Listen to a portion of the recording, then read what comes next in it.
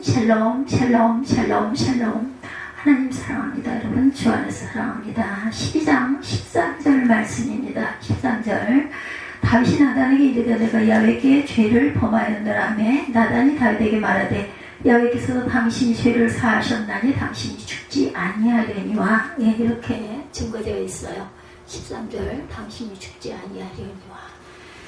18세기에 이어진 지어진 찬송가 샘물과 같은 보혈이라는 찬송 여러분들 다 아실 거예요. 샘물과 같은 보혈은 임마누엘의 피로다. 이 셈의 죄를 씻으면 정하게 되겠네. 예, 찬송 가사입니다. 그 찬송가 작시자는 윌리엄 카우퍼입니다.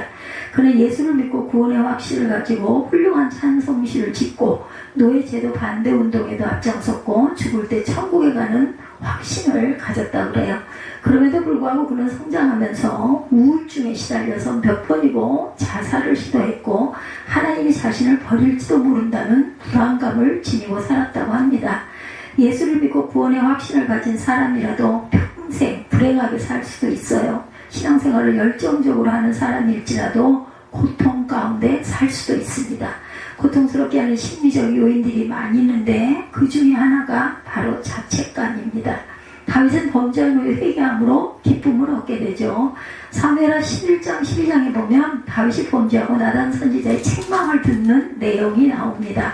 다윗이 이스라엘의 왕이 되어 왕권이 강화된 후 어느 날이었죠. 다윗이 저녁 때 침상에서 일어나 왕궁 옥상을 거닐다가 건너편에서 목욕을 하던 우리아의 아내 밧세바를 보게 되고 전령을 보내서 그네를 데려와서 동침을 하게 되죠. 밧세바는 그리고 또 설상가상으로 임신을 합니다.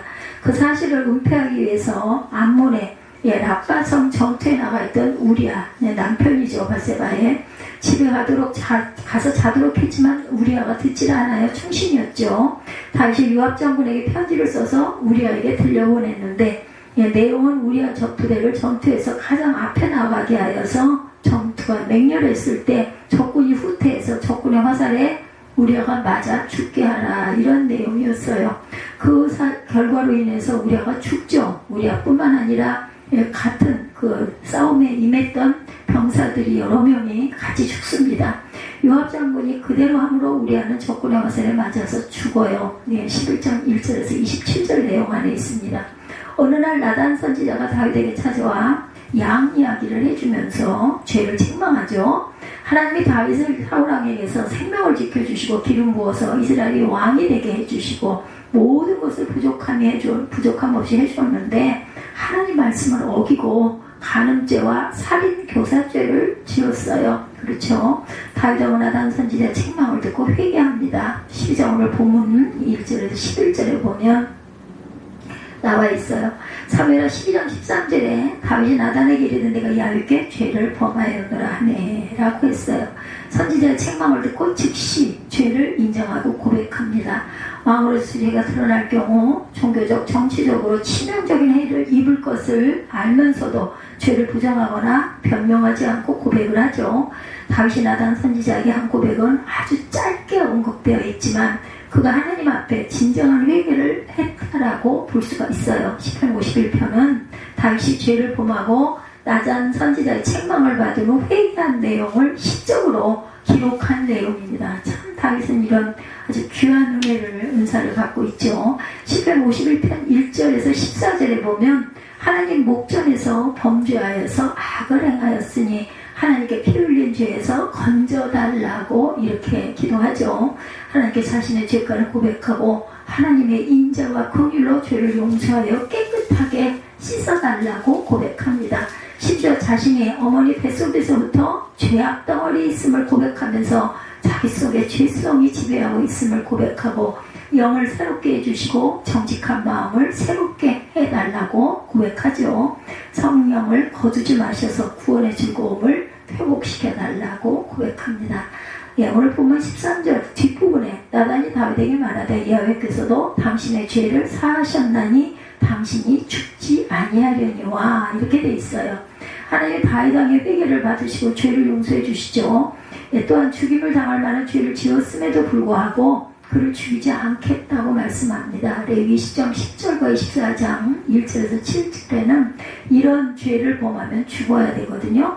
예, 물론 신정국가의 왕으로 이방국가의 회왕거리를 제공한 셈이 되었기 때문에 공의를 세우기 위해 징벌을 내리기는 하지만 근본적으로는 그를 용서하여 살게 해주신다라는 거예요. 언약을 생각하여 긍휼을 베푼 것이죠. 죄를 용서받았을 때의 기쁨은 말로 대할 수 없이 아마 기뻤을 겁니다. 시편 32편 1절에서 5절에 보면 범죄를 하고도 회개를 하지 않을 때는 종일 신음함으로 뼈가 쇠한다 라고 증거되어 있어요. 주의 손이 주야로 눌려 진액이 빠져 여름 가뭄에 마음같이 되었다. 여름 가뭄에 그런 마음같이 되었다. 그런데 하나님께 죄를 숨기지 않고 자복하여 아뢰므로 회개했더니 하나님께서 죄악을 사하여 주셨다. 이렇게 고백되어 있습니다. 시편 31편 1절에서 5절 내용입니다. 그래서 하나님께 죄를 사함받아 정죄를 당하지 않고 죄가 가려진 자는 복이 있다라고 말씀해요. 그래서 여기에 복에 해당하는 에스에르는 행복입니다. 행복, 에스에르. 다윗이 복이 있도다라고 말한 것은 행복이 이것이 얼마나 행복한가, 하나님의 주신 사죄의 기쁨으로 인한 행복감을 표현하고 있습니다. 다윗은 자책감 때문에 심한 고통을 겪었다라고 되어 있어요. 사무엘하 13장에서 18장에 보면 압살롬의 분노와 다윗의 처신에 관한 내용들이 나옵니다. 보면 레위기 20장 13절에서 17절에도 보면 다윗 왕은 아내가 여럿이었다. 그 중에 아히노암이라는 아내에게서 낳은 암논이 가장 큰 아들이었다. 그리고 마아가라는 아내에게서 낳은 압살롬과 다말이 있었어요. 그런데 암논이 이복의 동생의 다말을 강간하죠. 죄악 괴악한 죄를 지었다. 이렇게 레위기 10장 13절에서 17절에 증거하고 있어요. 다윗은 암논이 다말을 간음했다는 보고를 듣고 노했으나 어떤 처벌도 내리지를 않습니다. 압살롬은 여동생 다말을 자기 집에서 근심하지 말고 잠잠히 지내라 이렇게 얘기하죠. 압살롬은 암논이 미웠지만 자신과 여동생이 잠잠히 기다리면서 아버지 다윗의 문제를 아버지께서 처리해 주시리라고 생각을 했는데 2년이 지나도록 아버지 다윗은 어떤 조치도 취하지를 않아요. 못했다고 할 수도 있어요. 왜냐하면 자신이 죄 지은 지난날의 생각이 나지 않았을까 싶습니다. 압살롬은 자신이 암논을 직접 이제는 처벌해야겠다 결심을 하기죠. 자기 집 양털 깎는 날 왕자들을 초대해서 죽이기로 계획을 짭니다. 종들에게 명령하죠. 양털 깎는 날 암논이 오자 종들을 시켜 죽입니다. 그리고는 외갓집에 있는 그술 아람의 그 소국입니다. 그곳으로 도망을 가요. 압살롬이 본인이 직접 죽이지는 않았어요. 종들을 시켜서 죽이죠.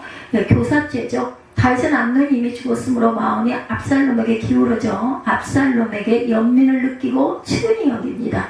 요압 장군이 그 마음을 알고 압살롬을 예루살렘으로 데리고 와요. 압살롬이 예루살렘으로 돌아왔지만 다윗 왕은 압살롬을 보지를 않습니다. 한동안 압살롬은 백성들의 문제를 해결해 주면서 백성들의 마음을 삽니다. 그 기간 동안 2년 후에 아버지의 모사 아히도벨과 함께 반란을 일으켜 아히도벨이 변심을 하죠. 아주 다윗의 측근이었는데 그런데 압살롬에게로 마음을 옮깁니다. 배반하고 반역을 하죠. 그리고 예루살렘으로 진격해서 왕궁을 접수하고 후궁들을 모두 다 욕보이죠. 백주 대낮에 아까 나단 선지자의 예언이 그대로 이루어지는 그러한 사건들, 그리고 군대를 모아 도망한 아버지 다윗을 추격합니다. 요단강을 건너 마하나임 그 성까지 추격을 하죠. 압살롬의 군대는 성 앞 숲풀에서 다윗의 군사들로부터 급습을 당해서 패전하게 돼요. 압살롬은 나귀를 타고 도망하다가 상수리 나무에 머리에 그 머리카락이 걸리죠. 다윗의 당수 요압이 보고 듣고 가서 창으로 찔렀고 그의 군사들에게 둘러싸여서 죽게 됩니다. 아주 훌륭한 그러한 그 모습을 용모를 갖고 있었다라고 나와요. 압살롬에 대한 그 표현을 보면 다윗은 범죄한 후 회개를 통해 하나님으로부터 사죄의 은혜를 받고 행복을 느껴요. 그렇지만 아들 암논이 이복 여동생 다말을 간음한 사건을 접하면서 노하면서 처벌하지를 못해요. 그것은 나단 선지자의 경고를 생각해서 자신이 범죄했기 때문에 오늘 보면 10절에서 11절이죠. 집안에 그런 일이 일어났다고 생각하고 자신도 범죄했기 때문에 암논의 간음죄를 벌하지를 못한 것.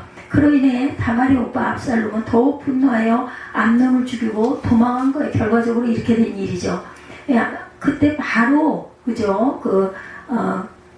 그 죄를 물어가지고 압살롬을 어떤 죄를 형벌을 줬더라면 이렇게 되지 않았을 건데, 다윗은 암논이 자기 때문에 범죄했다고 생각을 하는 게 결국 압살롬이 암논을 죽인 것도 나 때문이다 생각하고 압살롬의 살인죄에 대해서도 처벌을 하지 못합니다.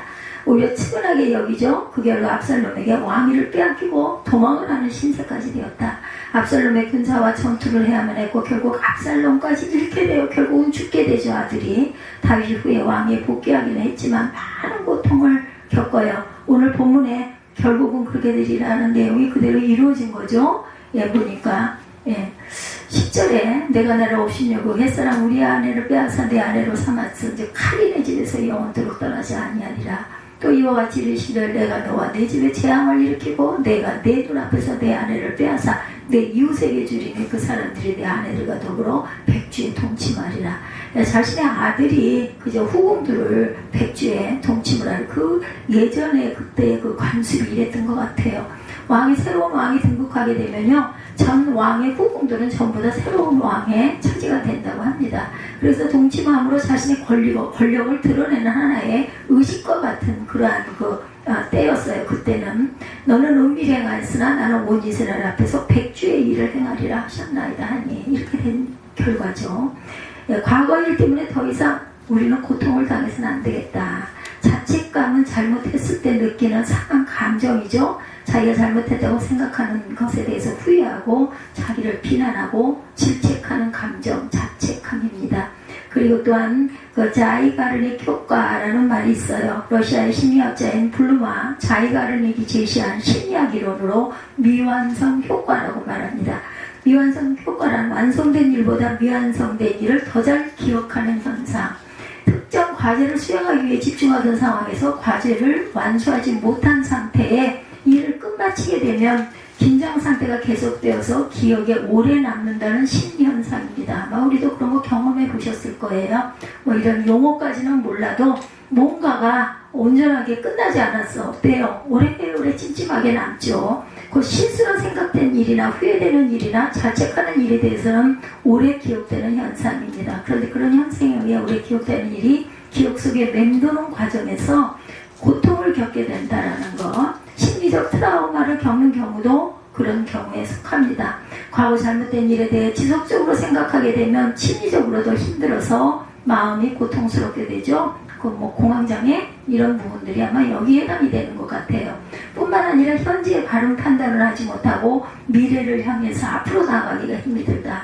자책감은 반드시 죄를 지었기 때문에 생기는 것만은 아닙니다. 자책은 분명 잘못을 했을 경우에 오는 실제적인 자책이 있고 잘못과 상관없이 감정으로 일어나는 무고한 자책이 있어요. 실제적인 자책은 법이나 규약이나 가치관을 어겨서 객관적으로 확실한 잘못이 드러나는 그에 대한 책임이 분명한 때 일어나는 경우, 무고한 자책은 법이나 규약이나 가치관을 어긴 사실이 없는 상태에서 주관적으로 개인적 느끼는 경험으로 잘못된 일에 대한 책임이 분명하지 않을 때 일어납니다. 우리는 과거의 잘못에 대한 자책을 가끔 하죠.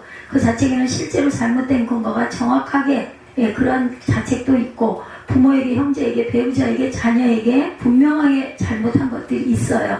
반면에 근거가 정확하지 않은 무고한 자책, 부모에 대해, 자녀에 대해 정확한 잘못이 없음에도 잘못했다고 자책하는 그런 자책들이 각자에게는 있습니다. 특히 부모들은 자녀에게 잘못되어도 자기 잘못이라고 생각하는 그 자책하며 자신을 인생의 실패자로 결론짓고 고통을 당하는 경우들이 많이 있어요.